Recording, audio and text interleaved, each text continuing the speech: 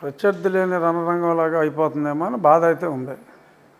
మరి అతను వస్తాడో లేడో, అతనికి ప్రతిపక్ష నాయకుడు ఇవ్వలేరు. అది ఇస్తేనే వస్తా, అది ఇస్తేనే వస్తా అని చెప్పి పాపం ఆయన సంటి పిల్లవల్ల మాట్లాడుతున్నాడు. మరి అది ఎంతవరకు సాధ్యం? ఇంతకుముందు చూసినట్లయితే వైసీపీ శ్రేణులంతా 151 మంది కనిపిస్తే అసెంబ్లీలో ఈ రోజున 11 మందే. వాంటెడ్గా జగన్మోహన్ రెడ్డిని ఒక కార్నర్లో మూలకి ఎక్కడో చివరిగా కూర్చోబెట్టారు. వాళ్ళు అగౌరవపరిచారు అని చెప్పారు గతంలో మీరు. ఇప్పుడు చూసినట్లయితే మీరేం చేస్తున్నారు? జగన్మోహన్ రెడ్డిని ఒక మూలన ఒక కార్నర్న కూర్చోబెట్టడం జరిగింది. ఏ రకంగా చూడొచ్చు దీన్ని? అంటే ప్రతిపక్షం ఎప్పుడు ఒక సైడే ఉంటుంది. సో ప్రతిపక్ష సభ్యులు ఎక్కువ ఉన్నప్పుడు అంతే కదా. కాదు కదా, ఇప్పుడు ఒక సైడ్ ప్రతిపక్షానికి ఉంటుంది ఎప్పుడు. అది ఎక్కువ మంది ఉండే కొద్దీ ఆ సైడ్ ఇటు వస్తూ ఉంటుంది. ఇటు పక్క నుంచి పాప అలా చూసుకుంటే మరి చంద్రబాబు నాయుడు గారు ఈ మూల ఉన్నాడు. ఆయన మరి ఆయన్ని ఒక మూలకు గెట్టారు అనకూడదుగా. ఇప్పుడు ట్రెజరీ బెంచ్ ఒక మూల నుంచి స్టార్ట్ అవుతుంది, ప్రతిపక్షం ఇంకో మూల నుంచి స్టార్ట్ అవుతుంది. సో ట్రెజరీ బెంచ్ స్టార్ట్ అయిన దగ్గర ఈ మూల చంద్రబాబు నాయుడు గారు ఉన్నారు, మా ముఖ్యమంత్రి వర్యులు. మరి ప్రతిపక్ష నాయకుడు కాకపోయినా ఉన్న ప్రతిపక్షంకి ఉన్న నాయకుడు ఆ మూల ఉంటాడు. సో అది ఎనీ అసెంబ్లీ అది సాంప్రదాయం. సో ఆయన అమలు ఉన్నాడు. అది ఒక మూలన పడేశారంటే అలా అదే ఎక్కువ మంది ఉంటే ఒక 50-60 మంది ఒకవేళ నెగ్గుంటే 3 బల్లదాకా వచ్చి ఉండేవారు. ఇలాంటి ఒక రిజల్ట్ ఇస్తే ఒక ముఖ్యమంత్రి స్థాయిలో ఉన్న వ్యక్తి కేంద్రంలో చక్రం తిప్పేయగలిగే స్థాయి కనుక మనం కట్టబడితే, ఆంధ్ర రాష్ట్రంలో అనేక ఏళ్ల నాటి నుండి ఆకాంక్షించారు స్పెషల్ స్టేటస్ గురించి కావచ్చు, కేంద్రం ఇచ్చే నిధులతో పోలవరం ఫినిష్ చేయాలి అని కోరుకున్నారు. ఈ రోజున చంద్రబాబు నాయుడికి అలాంటి హోదానే కట్టబెట్టారు. సో నిజంగా ఆంధ్ర రాష్ట్రం కలలు నెరవేర్చే అవసరాలు కానీ అవకాశం కానీ ఎంత మేరకు ఉంది అని అంటే ఏం చెప్తారు? డెఫినెట్గా ఉంది. ఇప్పుడు నిన్న కుమారస్వామి సెంట్రల్ స్టీల్ మినిస్టర్ ఆయన వెళ్ళారు అక్కడికి. సో ఆయన మనది ఎప్పటి నుంచో ప్రధానమైన కోరిక స్టీల్ ప్లాంట్ ప్రైవేటైజ్ చేయకూడదని ఆయన హామీ ఇచ్చాడు. ఎట్టి పరిస్థితుల్లో జరగదు, మేమంతా మోడీ గారిని ఫ్యాక్చువల్ రిపోర్ట్స్ తోటి కన్విన్స్ చేసి ఆపుతాము అని చెప్పారు. అది డెఫినెట్గా మరి మనకు అది ఒక చక్కటి విజయం. మరి స్టీల్ ప్లాంట్ ప్రైవేటీకరణ అవ్వకుండా ఆపుకోగలగటం. అలాగే పోలవరానికి డెఫినెట్గా మనకి బిల్లులోనే ఉంది, మొత్తం వాళ్ళే కట్టాలని, వాళ్ళే మనీ ప్రొవైడ్ చేయాలని. కాబట్టి అది కూడా డెఫినెట్గా అవుతుంది, అందులో ఎటువంటి సందేహం లేదు. కాకపోతే టైం పడుతుందో 4 సంవత్సరాలు అని చెప్పి ఇప్పుడు ఆ డయాఫ్రామ్ వాళ్ళు అది దెబ్బతిన్నందువల్ల కొంత సమయం పడుతుందన్నారు. బట్ ప్రాజెక్ట్ అవుతుంది.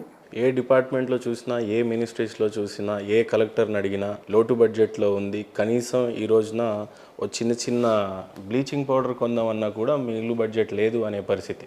ఇలాంటి నేపథ్యంలో 12 లక్షల కోట్ల పక్క బ్లీచింగ్ పౌడర్ ఏ మున్సిపాలిటీలో లేదు, మొన్నటిదాకా అయితే లేదు. నిజమే. ఇంత లోటు బడ్జెట్లో 12 లక్షల కోట్ల అప్పు పెట్టుకొని తెలుగు తమ్ముళ్ళకి ఏమని చెప్పి మీరు రాజధాని కట్టి చూపిస్తారు? ఈ ఛాలెంజ్లో అసలు ఆంధ్ర రాష్ట్రాన్ని ఒక సర్ప్లస్ స్టేట్గా ముఖ్యమంత్రి మైండ్లో వేరే పేర్లు ప్రవేశపెట్టి నా పేరుని తొలగించాడు దేవుడు అని నేను అనుకున్నాను. తొందరలో మళ్ళీ ప్రవేశపెడతాడా మీ పేరు? ఏమో మరి, అవకాశాలు ఏమైనా ఉన్నాయా సార్? నేనైతే ఖచ్చితంగా ఉంటానని అనుకున్నా గతంలో. అంటే ఉండే అవకాశం ప్రస్ఫుటంగా ఉంది అని అనుకున్నా. మంత్రి కాకపోతే స్పీకర్ అని అనుకున్న మాట వాస్తవం. ఎవరికైనా అబద్ధాలు ఆడకూడదు. అది జరగనప్పుడు ఇంకా అనుకుంటూ మానేశారు. మీకు చంద్రబాబు నాయుడు గారికి ఉండే సంబంధం ఎలా ఉంటుంది సార్? చక్కగా ఉందని నేను అనుకున్నాను. ఎందుకు సార్ ఇంత ముక్కిసూటిగా చెప్తారు? నేను అనుకున్న మాట చెప్పాలి కదా. అప్పుడు నేను లేదు బ్రహ్మాండంగా ఉందంటే మరి మంత్రి ఎందుకు ఇవ్వలేదా నువ్వు అడుగుతావు. ఎందుకు నాకు ఆ ప్రశ్న అవసరమా? అందుకని ముందే నేను అనుకుంటున్నానంటే సరిపోయిందిగా. మీ కెపాసిటీగా మినిస్టర్ కూడా చాలా ఈజీ సూటబుల్ అది, అందుకని ఆవేదన అంతా. మహేందర్ ముఖ్యమంత్రి అయితే నాకు ఖచ్చితంగా ఇచ్చి ఉండేవాడు అని అనిపిస్తుంది. ముఖ్యమంత్రి అయితే చంద్రబాబు నాయుడు గారు కాబట్టి వేరే వాళ్ళ కెపాసిటీ మీద ఆయనకి ఎక్కువ నమ్మకం ఉండి ఉంటుంది. సూటిగా చెప్పే ప్రతి దాంట్లోనూ మీకు జగన్మోహన్ రెడ్డి గారికి అసలు ఏం చెడింది అనేది ఇంతవరకు ఎక్కడ స్పష్టంగా చెప్పలేదు సార్. నాకు జగన్మోహన్ రెడ్డికి పర్సనల్గా ఏమీ లేదు. వీడియోలో చూసి కొట్టేటప్పుడు ఆనందపడే అంత. మా గొడవ తిరుపతితో స్టార్ట్ అయింది. వెంకటేశ్వర భూములు అమ్మాలి అని అతను అనుకున్నాడు. అది కరెక్ట్ కాదు అని నేను చెప్పా. వ్యక్తిగతంగా కలిసి చెప్పాలనుకుంటే టైం లేదు, పోమని. ఇంకా అందుకని మీడియాకి ఎక్కాల్సి వచ్చింది. మీడియాకి ఎక్కి చెప్పా.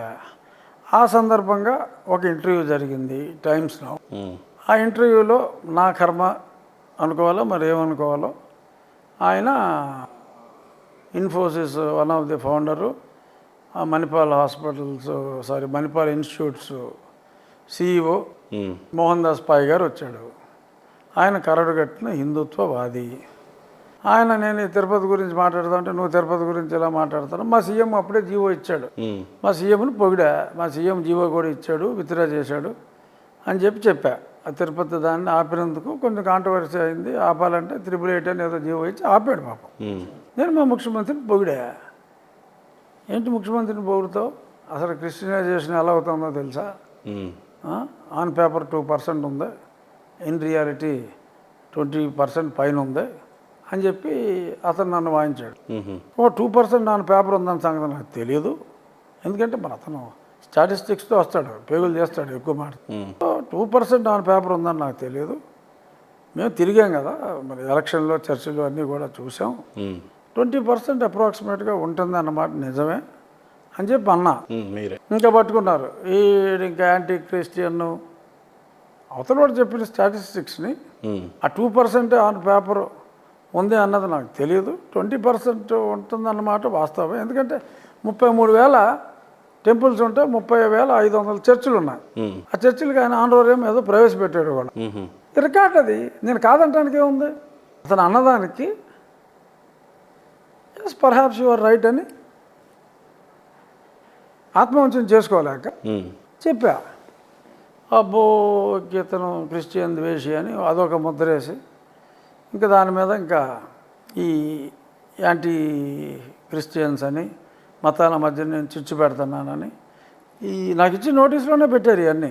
అవును, చాలామంది కూడా చెప్పారు మీరు నరేంద్ర మోడీ గారికి కూడా ఇన్ఫార్మ్ చేశారు ఈయన మీద రాతపూర్వకంగా మత మార్పిడులు అత్యధికంగా చేస్తున్నాడు జగన్మోహన్ రెడ్డి అని చెప్పి. ఇన్ రైటింగ్ ఇచ్చా. అంత అవసరం ఏమొచ్చింది? నిజంగా జగన్మోహన్ రెడ్డి మత మార్పిడికి పాల్పడ్డట్టు ఏమన్నా ఆధారాలు ఉన్నాయా, జస్ట్ మీరు ఆరోపించారా? నేను ఆరోపించింది ఏంటంటే మతం జోలికి ప్రభుత్వం వెళ్ళకూడదు. అయోధ్య కేంద్ర ప్రభుత్వం డబ్బులతో కట్టిందా? కాదు కదా, చందాలతో. జనం చందాలే కదా. మరి ఇక్కడ కొన్ని చర్చిలు ప్రభుత్వం డబ్బులతో జీవోలు ఇచ్చారు. Is it? నరసరావుపేటలో చర్చికి డైరెక్ట్గా జీవోలు ఇచ్చి కట్టించారు. ఇది తప్పు అని చెప్పి నేను ఆర్డర్ కాపీస్ సబ్మిట్ చేశాను ప్రైమ్ మినిస్టర్. ప్రభుత్వం ఇందులో ఇన్వాల్వ్ అవ్వకూడదు, ఇటువంటి వాటిలో ఇన్వాల్వ్ అవుతుంది, ఇది కరెక్ట్ కాదు. ఇప్పుడు పూజారులకి 5,000 ఇచ్చారు అనుకోయా, పూజారులకు 5,000 ఇస్తే అది CGF అని చెప్పి అన్ని దేవాలయాల నుంచి కలెక్ట్ చేస్తున్నారు ఫండ్. వాళ్ళకు వచ్చిన డబ్బీ రెవెన్యూలో 32% ప్రభుత్వం తీసేసుకుంటాం. చర్చ నుంచి నీకు పైసా ఆదాయం రాదు. ప్రభుత్వానికి చర్చికి సంబంధం లేదు. గుళ్ళో నువ్వు డబ్బులు తీసుకుంటున్నావు, తీసుకుని ఆ డబ్బులోంచి నువ్వు ఖర్చు పెడతావు. సో ఎవరు ఆ డబ్బు నువ్వు కలెక్ట్ చేసావో వాళ్ళకి నువ్వు ఇవ్వటం అదొక రకం. అసలు నువ్వు గుళ్ళు కూడా ఎవడు కూడా ఆడే చూసుకోవాలి మామూలుగా. అదొక ఆదాయ మార్గంగా బ్రిటిష్ వాడు చూశాడు. సో చూసిన దాన్ని ఫాలో అవుతున్నారు. బట్ చర్చిలు ముందే వాళ్ళు బ్రిటిష్ వాడు క్రిస్టియన్ కాబట్టి చర్చిల జోలికి వెళ్ళకూడదు అని పెట్టాడు. వెళ్ళలే ఎవడో, అదే కంటిన్యూ అవుతుంది. చర్చిల దగ్గర ప్రభుత్వం కలెక్ట్ చేసి పాస్టర్లకి తప్పలేదు. అయితే మా దేవాలయాల్లో నువ్వు కలెక్ట్ చేసి పూజారులకు ఇస్తున్నావు, పాస్టర్లకు కూడా అలాగే. అంతేగాని పాస్టర్లకేమో ప్రభుత్వం డబ్బు, గుళ్ళో వచ్చిన డబ్బు పూజారికి ఇచ్చావు, తప్పులేదు. చర్చిలో డబ్బులు తీసుకోకుండా నువ్వు చర్చిని ప్రోత్సహిస్తున్నట్టే కదా. Why you have to fund the pastor, tell me. గుళ్ళో డబ్బులు నువ్వు తీసుకుంటున్నావు, గుళ్ళో పూజారి సేవలు చేస్తున్నాడు, ఇస్తున్నావా? గుళ్ళో డబ్బులు తీసుకుంటున్నావు కాబట్టి. పాస్టర్ దగ్గర డబ్బులు తీసుకో, నువ్వు డబ్బులు ఎందుకు ఇస్తున్నావు? మరి ఆంధ్ర రాష్ట్రంలో అంతమంది ఉన్నా మీరు మాత్రం ఎందుకు ఏలు పెట్టారు? ఏం చేయాలయ్యా, నా కర్మ. అందుకనే కదా ఇంతమంది ఉన్నా ఏ ఎంపీని కొట్టాడు, ఇంతమంది ఉన్నా ఎవడ మాట్లాడాడు. First 1 year at least I'm the solo fighter. ఇప్పుడు నీ కళ్ళెదురుగున్న పార్టీ ఎవడన్నా 2020లో లీవ్ 21 2020లో జగన్మోహన్ రెడ్డి మీద ఈ గొంతు ఎత్తిన గొంతు ఒక్క గొంతు ఉంటే చూపెట్టు. Mine was the solo voice. Jaganmohan Reddy పేరు చెప్తేనే గజగజలాడే టైంలో I was the solo voice. నీకొక్కడికే, ఎందుకంటే నేనేం చేయను, ఎవడో ఒకడు ఉండాలి. పాత్ బ్రేకింగ్కి ఎవడో ఒకడు ఉండాలి. జగన్మోహన్ రెడ్డి ఏదైనా ఆ ఒక్కడనే నేను అవటం ఎస్ ఇట్స్ గుడ్. ఎందుకంటే నేను వెళ్ళిన దారి సరైందని చెప్పి ఇవాళ ప్రజలందరూ తీర్పిచ్చారు కదా. అఫ్కోర్స్ బెనిఫిషియరీ ఇంకెవడో నేను కాదు. మీ ఉద్దేశం ఏంటి సార్? అంటే జగన్మోహన్ రెడ్డి మత మార్పిడి జరుగుతుంది, ఆయనదేదో తప్పు వెతకాలనేది మీ ఉద్దేశమా, లేదా మీ ధర్మరక్షణ హిందుత్వాన్ని కాపాడుకోవాలనేది మీ ఉద్దేశమా? నేను రాజ్యాంగం మీద ప్రమాణం చేసి I will not go against the constitution అని చెప్పి మ్మ్. నా కర్మ గాలి కాన్స్టిట్యూషన్ మొత్తం నేను చదివా. ఏం చేయను నేను, నాకు చదవటం సరదా, చదివా. మ్మ్. అందులో క్లియర్గా మతం జోలికి ప్రభుత్వం వెళ్ళకూడదు, ఇట్స్ ఎ సెక్యులర్ స్టేట్, ఏ మతాన్ని ప్రభుత్వం ప్రోత్సహించకూడదు అని ఉంది. మ్మ్. ప్రోత్సహిస్తున్నారు, అది తప్పురా అని వీళ్ళకి చెప్పాము, పేహే అన్నారు. తప్పు జరిగితే ఆపగలిగితే ఆపండి అని చెప్పి అక్కడ చెప్పా. మ్మ్. ఇది జరుగుతుందా అని చెప్పి వాళ్ళు ఇక్కడికి ఉత్తరం రాశారు. వీళ్ళు రెచ్చిపోయారు, అమ్మమ్మ అక్కడ నిన్ను కూర్చోబెడితే ఎలాగంటావురా అని చెప్పి నన్ను డిస్క్వాలిఫై చేయాలని పెట్టారు. ఇంతకు మీ ఉద్దేశపూర్వకంగా జగన్ గారు హిందువా లేకపోతే క్రిస్టియనా? మీ ఉద్దేశపూర్వకంగా నా ఉద్దేశం ఉంది, ఆయన సర్టిఫికేట్లో ఆయన ఎలక్షన్ అఫిడవిట్లో క్రిస్టియన్ ఇచ్చిన తర్వాత నా ఉద్దేశాలు నీకెందుకు? ఎఫిడేవిట్లో క్రిస్టియన్ అని ఉంది. Very clear. స్కూల్ సర్టిఫికేట్లో క్యాస్ట్ కాపు, రిలీజన్ క్రిస్టియన్ అని ఉంటుంది. పూజలు హోమాలు బాగానే చేస్తున్నారు కదా. అది సెట్టింగ్లో చేసుకున్నారులే, ఇంటి వెనకాల సెట్టింగ్లో ఏదో చేసుకున్నారు. అది మ్మ్. రియల్ గుళ్ళో ఆవిడ ఎప్పుడూ వెళ్ళలేదుగా, సెట్టింగ్ గుళ్ళోనే కూర్చుంది భారత గారు. సో అలా జరిగింది. నువ్వు ఒక్కడవే ఎందుకు చేసావంటే మరి నేను ఒక్కనే చేయబట్టి జనాల్లో నాకు గుర్తింపు ఉందేమో. అది కేసు వరకు వెళ్ళి మిమ్మల్ని కొట్టించేదాకా తీసుకొచ్చిందంటే బహుశా మీ నోటి దూల ఏంటి అంటే ఏం చెప్తారు సార్ మీరు సూటిగా చెప్పాలంటే? నువ్వు సూటిగా అడిగావు కాబట్టి, ఒకవేళ అది నోటి దోల అయి ఉంటే ఆ నోటి దోల ఇవాళ ప్రభుత్వాన్ని మార్చిందని నేను చెప్పగలను. మ్మ్. నువ్వు ఎంచుకున్న పదం నోటి దోల అయితే ఎస్, ఆ నోటి దోల ఇవాళ జగన్ ప్రభుత్వాన్ని మార్చింది కాదంట. ఖచ్చితంగా లేదు ఇంకెవరి నోటి దోల అన్నా కూడా ఆడైందంట. లేదు వాస్తవంగా మీరు మీ రచ్చబండ కానీ మీరు కానీ మీ సోలో ఫైట్ కానీ టార్గెటే జగన్ పెట్టుకొని మీరు పనిచేయటం అనేది నాకు ఒక్కడికే కాదు స్టేట్ అందరికీ తెలిసిన విషయం. ఆ పరిస్థితుల్లో చాలామంది నాయకులు పోలీస్ స్టేషన్కి 25,000 ఇచ్చి హౌస్ అరెస్ట్ చేయరా బాబు, మా వాళ్ళు ఏదో యాజిటేషన్ చేయమంటున్నారని చెప్పి పోలీస్ స్టేషన్కి 25,000 ఇప్పించిన నాయకులు కోకొల్లలో నాకు తెలుసు. ఎస్, తప్పులేదు. నువ్వు అన్నట్టు ఇప్పుడు చాలామంది ఇప్పుడు కూడా అంటున్నారు, మా పార్టీ వాళ్ళు ఎక్కువ అంటున్నారు కూడా కొంతమంది. అందరూ ఎప్పుడు ఆ ఎన్డీఏ కాపాడిందిరా, మన ప్రభుత్వం రావడానికి కూడా అది దోహదపడింది. కేవలం నా నోటి దోల వల్లనే అని అంటలా నేను, బట్ నాలాంటి అందరూ నోటి దోల వలన ప్రభుత్వం మారింది. బట్ ఏమైనా ఆయన గవర్నమెంట్ కూల్చడానికి ఒక పక్క సొంత పార్టీ ఎంపీగా మీరు గలమెత్తడం అది పెద్ద మైనస్, సొంత చెల్లెలు రోడ్డుకి ఎక్కడం అనేది ఇంకో పెద్ద మైనస్. అది క్లైమాక్స్. బట్ అప్పటికే డెసిషన్ అయిపోయింది. చెల్లెలు ఏదో వాళ్ళకి డిఫరెన్స్ ఆఫ్ ఒపీనియన్ ఆస్తుల్లో వచ్చి ఆఖరి 3 నెలల్లో మాట్లాడటం వేరు, నేను మాట్లాడటం వేరు. దానికి దీనికి ఏం కంపారిజన్. అలా అంటే నన్ను అవమానించినట్టే. అది ఎలాంటి లక్ష్యాలు ముందు ఉన్నాయి ఇప్పుడు కనుమూరు కృష్ణరాజు? ఉండిని అభివృద్ధి చేసుకోవటమే లక్ష్యం, ఇంకేమీ లేదు. ఎక్స్పెక్ట్ చేయలేదు నేను ఈ ఆన్సర్ మీ నుండి. ఉండి గుర్తుందా మీకు అంటే ఏం చెప్తారు? ఉండి నా గుండెల్లో ఉందని చెప్తాను. చాలా మంచి కాన్స్టిట్యున్సీ సార్, వెస్ట్ గోదావరి పరిసర ప్రాంతాల్లో. ఒక పక్క పాలకొల్లు, భీమవరం, ఉండి.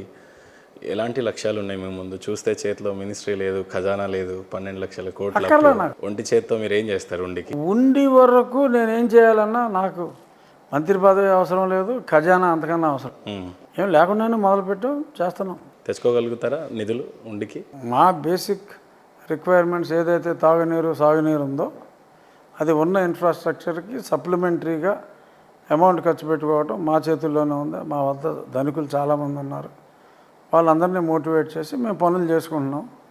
నాకు ఎవరి సహాయం ఉండి వరకు అయితే అక్కడ. సార్ ఎక్కడైతే మీకు విషయం చాలా వివాదాస్పదంగా చాలా ఎక్కువగా మరిగింది, ఆ వెంకటేశ్వర సాక్షిగా తిరుపతి దేవస్థానం మీద జరిగింది. అలాంటి ఆ తిరుమలని డెవలప్ చేసే విషయంలో కనీసం ఆ చైర్మన్ ఇస్తారేమో అని కూడా కొద్దిగా వినిపించిన పరిస్థితి స్పీకర్తో పాటు మీకు. తిరుపతి దాన్ని కనీసం అంటాం చాలా తప్పు. డెఫినెట్గా ఆ అవకాశం అంటూ వస్తే నేను మంత్రి పదవి అవకాశం తప్పిపోయినందుకు నేను భగవంతుడికి ప్రార్థన చేసుకున్నాను, ఈ అవకాశం వస్తాయి తిరుమలని డెవలప్ చేసే. అది that is much more graceful and pious. ఎందుకంటే మంత్రిగా నువ్వు ప్రజలకు సేవ చేయాలి. మంత్రిగా చేయగలిగిన సేవ కన్నా తెలుగు ప్రజలు అందరూ కూడా వెంకటేశ్వర భక్తులే. వెంకటేశ్వర భక్తులకి నిజంగా నువ్వు సేవ చేయగలిగితే, గతంలో ఏంటి జగన్మోహన్ రెడ్డి పాలసీ ఏంటి, మద్యం రేట్లు పెంచితే మద్యం తాగటం మానేస్తారు అన్నాడా లేదా? అందుకే పెంచేసాను అన్నాడు కదా. అదే పాలసీ ఇక్కడ కూడా ఫాలో అయ్యాడు. రేట్లన్నీ పెంచి పెడదాం. మీడియాలో వాళ్ళ బోర్డు మీటింగ్లో మాట్లాడుకున్న మాటలు కూడా సోషల్ మీడియాలో వచ్చినాయి. 500 ఉందా, 3000 చేయి, అది 2000 ఉందా, 10,000 చేయి, ఆడెత్తాడు, వచ్చినోడు వస్తాడు అని చెప్పి చైర్మన్ మాట్లాడుకున్న మాటలన్నీ ప్రజల్లోకి వచ్చినాయి. సో లిక్కర్ పాలసీని అక్కడ ఫాలో అయ్యారు వాళ్ళు. భక్తుల మనోభావాలను పట్టించుకోకుండా వస్తా లేకపోతే లేదు. బహుశా ఇక్కడ రేటు పెంచితే తగ్గుతారని ఎలా అనుకున్నారు, అక్కడ కూడా రేట్లు పెంచితే భక్తులు తగ్గుతారని అనుకున్నారేమో అని నాకు అనిపిస్తుంది.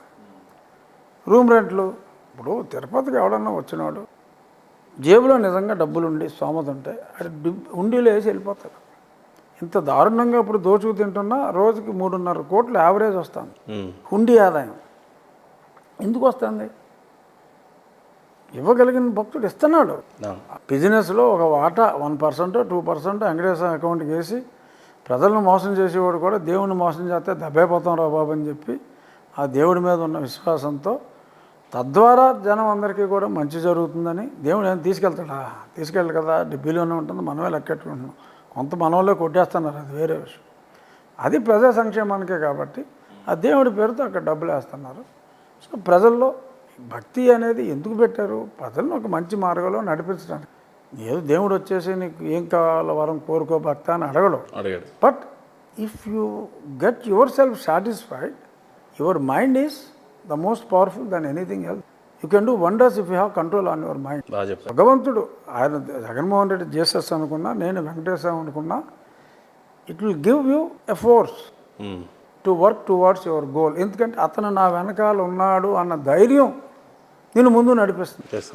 అతను వెనకాల జీసస్ ఉంటాడు, నా వెనకాల వెంకటేశ్వర ఉన్నాడు అంటే మా ధైర్యం మమ్మల్ని నడిపిస్తుంది. That is why people go to the temple. ఆ భక్తుల్ని రానివ్వకుండా చేయటం, నీ డబ్బు ఎలాగో వస్తుంది, డబ్బు ఉన్నోడు ఇవ్వాలనుకున్నాడు ఇస్తాడు, పీడించడం తప్ప. సో అలాగా కుళ్ళల్లో హిందూ టెంపుల్స్లోనేమో రేట్లు పెంచేస్తున్నారు. హిందూ టెంపుల్లో రేట్లు పెంచినాడు జెరూసలేం వెళ్ళాలంటే నువ్వు 50,000 రూపాయలు విమానం టికెట్ సబ్సిడీ ఎందుకు ఇవ్వాలి? అవసరం? అలాంటి పాలసీ ఉండిందా సార్? ఇస్తున్నారు కదా. జెరూసలేం వెళ్తే సబ్సిడీ ఉంది, ఇక్కడ వెళ్తే సబ్సిడీ ఉంది, తప్పు కాదు నేను అనేది.